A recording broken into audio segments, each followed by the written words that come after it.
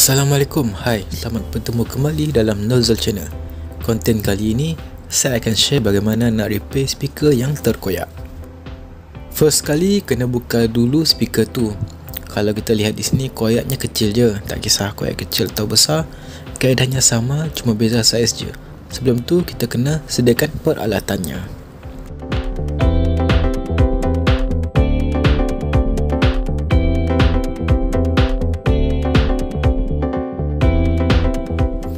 Gam silikon cair UHU atau E4000, cotton buds 2 pun cukup, spatula atau apa-apa yang nipis,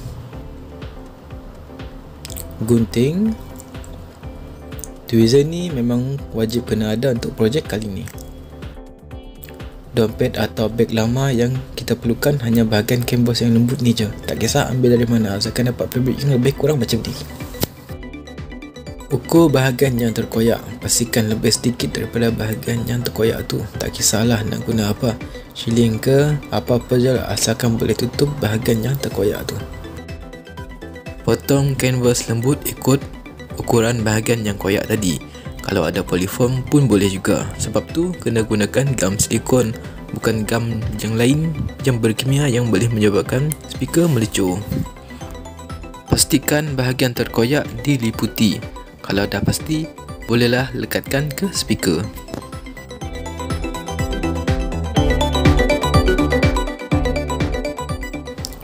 Sapukan gam di bahagian koyak dari sebelah dalam. Tolak dengan perlahan supaya koyak tak semakin besar. Tekan menggunakan cotton bud sebelah atas dan dalam serentak. Tekan dengan spatula supaya gam merata. Sapukan gam ke cebisan kanvas lembut yang telah dipotong tadi.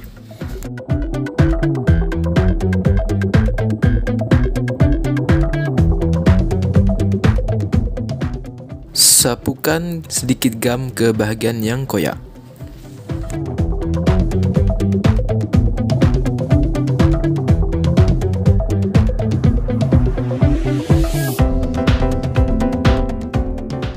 Tampalkan bahagian terkoyak tadi dengan cebisan kanvas lembut yang telah disapukan gam dan biarkan selama semalaman.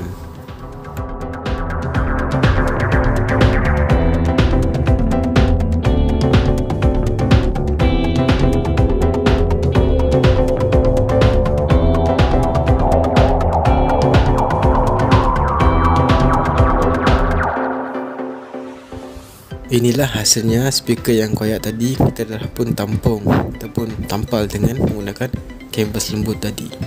Semoga video ni memberikan manfaat kepada anda. Semoga bertemu lagi di video akan datang. Assalamualaikum dan bye bye.